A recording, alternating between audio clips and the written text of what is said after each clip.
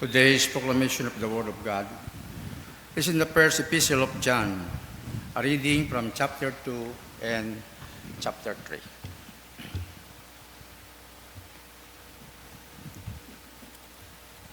If you know that he is righteous, you know that everyone who practices righteousness is born of him. Behold, what manner of love the Father has bestowed on us, that we should be called children of God. Therefore, the world does not know him because it did not know him. Beloved, now we are children of God, and it has not yet been revealed that we shall be. But we know that when he is revealed, we shall be like him, for we shall see him as he is. And everyone who has this hope in him purifies himself just as he is pure. Whoever commits sins also commits lawlessness, and sin is lawlessness. And you know that he was manifested to take away our sins, and in him there is no sin. Whoever abides in him does not sin. Whoever sins has neither seen him nor know him. The word of the Lord. Thanks be to God. Please stand for our responsorial psalm, Psalm 98. In our response, all the ends of the earth have seen the saving power of God. Together, All the ends of the earth have seen the saving power of God. oh, sing to the Lord a new song, for he has done marvelous things. His right hand and his holy arms have gained him the victory. Response,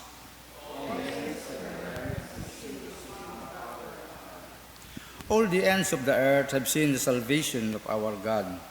Shout joyfully to the Lord, all the earth. Break forth in song, rejoice, and sing praises. Response,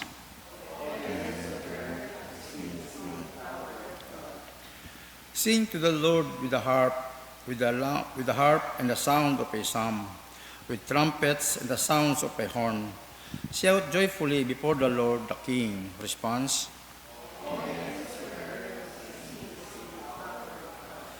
glory be to the Father, and to the Son, and to the Holy Spirit. As it was in the beginning, is now, and ever shall be, world without end. Amen. The Lord be with you. The Holy Gospel of our Lord Jesus Christ, according to St. John, chapter 1. Glory to you, Lord Jesus Christ. The next day, John saw Jesus coming toward him and said, Behold, the Lamb of God who takes away the sins of the world. This is he of whom I said, After me comes a man who is preferred before me, for he was before me. I did not know him, but that he should be revealed to Israel. Therefore I came, baptizing with water. And John bore witness, saying, I saw the Spirit descending from heaven like a dove, and he remained upon him. I did not know him, but he who sent me to baptize with water said to me, Upon whom you see the Spirit descending and remaining on him, this is he who baptizes with the Holy Spirit. And I have seen and testified that this is the Son of God. The Gospel of the Lord. Praise to you, Lord Jesus Christ. Please be seated.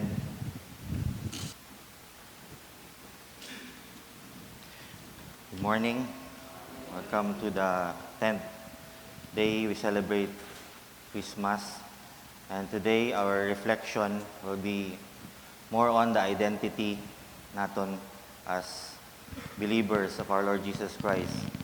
Today we see John the Baptist nag-approach yung kanan si Jesus, and the things that are happening is he said God takes away the sins of the world. Jesus, he is the one, the Lamb of God who takes away the sins of the world.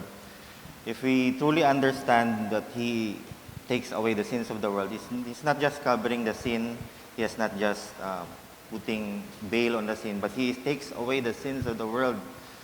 Kung ato niya, i-reflect yun niya mayad, no?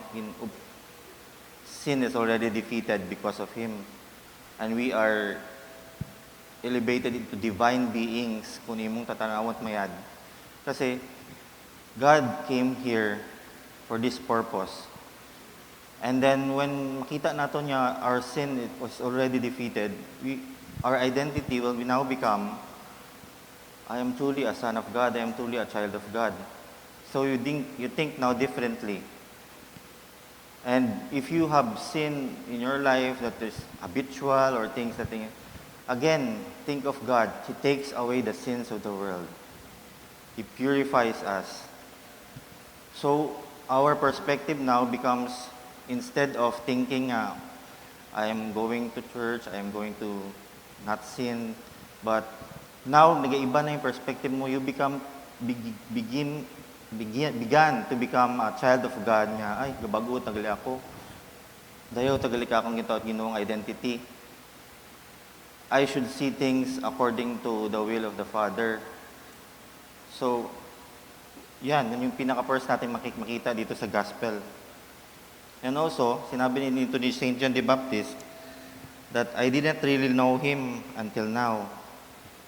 So, again, the Gospel reminded us today also nga, sometimes we do things, we know about Jesus, but we do not know Jesus personally.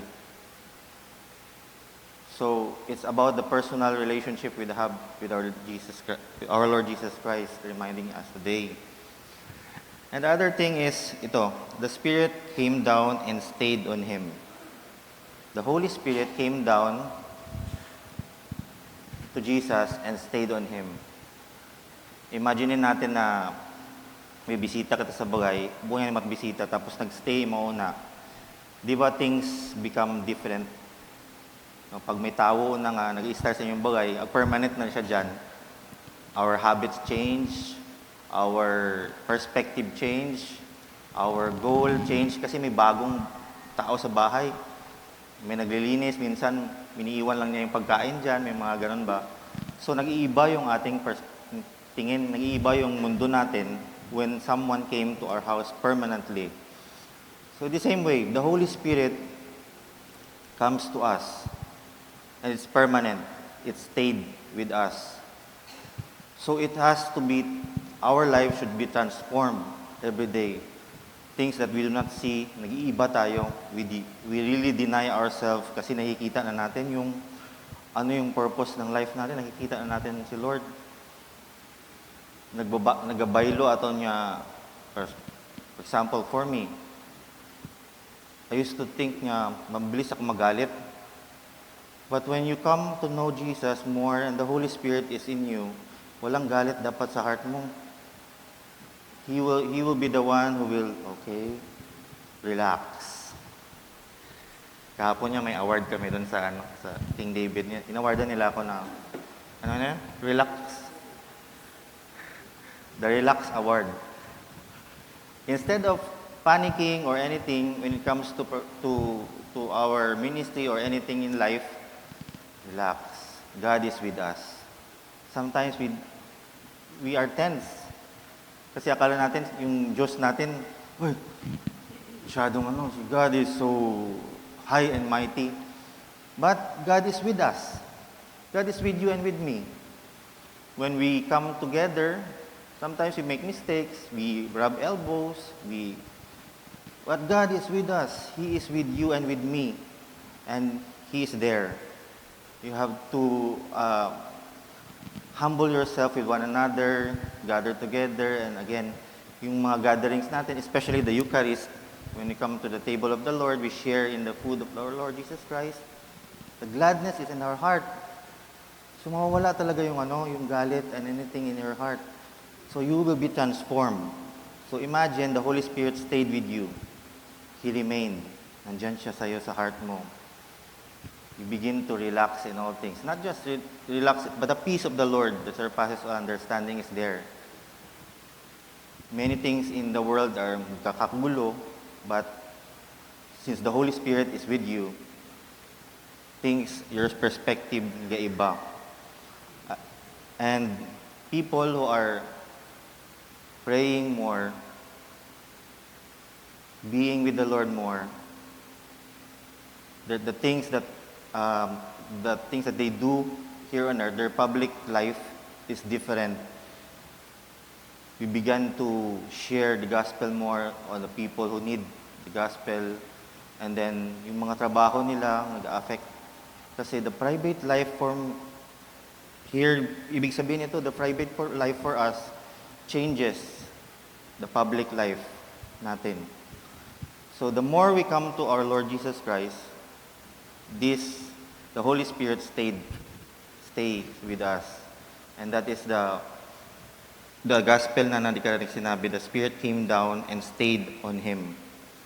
This is the sign that he is the real deal, not a temporary religious celebrity. So, for us, habang mandidikara sa gospel, he existed before me even though he is younger. So, sabi ni St. John the Baptist, nauna daw si Lord Jesus Christ sa kanya before St. John the Baptist.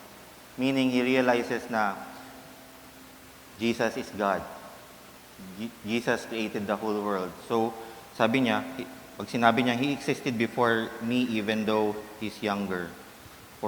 Younger siya ng 6 months. Mga ganun. She also said here that he will baptize you with the Holy Spirit. Meaning, it's now internal. The things in the kingdom of God, it's not cleansing us yung external lang, but He also cleanses us internally. Baptism of the Holy Spirit. The Holy Spirit changes things in the church, in our life, in our attitude, in our character. And Christmas reminds us that God is with us inside of you. The more we go internal, the more we think of God spiritually in our life, in our prayer life, all becomes natural sa atong public life. When we minister not out of tense or dahil may requirements or dahil may binibigay sa ating task yung leader natin. We begin to go out to the world in mission out of the outpouring of our hearts dahil the Holy Spirit is with us. The Lord is with us. The sin is obliterated, kumbaga destroyed totally. Now our mindset is, how can I be a child of God? How can I respond to this Lord who comes to me, who loves me so much? Paano ako mag-respond ka na? And it's always worship. And worship is not all about us. It's all about our Lord Jesus Christ. We begin to submit. We begin to fall in love with kneeling down and come before His presence. Just be in His presence. Not totally talking at all, but being with Him. Aton niya mga problema, aton mga giniisip, it becomes now not a burden, but we give to Him. Lord, this is lahat ng ito ako Lord, ito yung mga ko, I bring it to you. You understand me. Sabi nga ni Bishop, empathy. God empathizes with us. And now He is in the center. Just like what we did in the prayer celebration, He is with us. Hindi lang siya here sa mataas na level, medyo mataas kasi. Tatlong halimtang. Pero pag doon tayo dyan sa inyo, okay, I am with you. I am with your heart. I understand you. Now come to me. Now we realize that the purpose of Christmas and the meaning of Christmas is the Lord, you are with me, Emmanuel. I am with you in all of these things. So whatever you are facing right now, whatever we are kakabalahan naton, just think of it. God destroys sin. Obliterated sin already. God stayed with us. He remained. What more can we respond to this King and to this love that the Lord Jesus Christ gave to us? We respond in worship, we respond in adoration to Him, and we respond our life giving to Him. Lord, thank you for these things.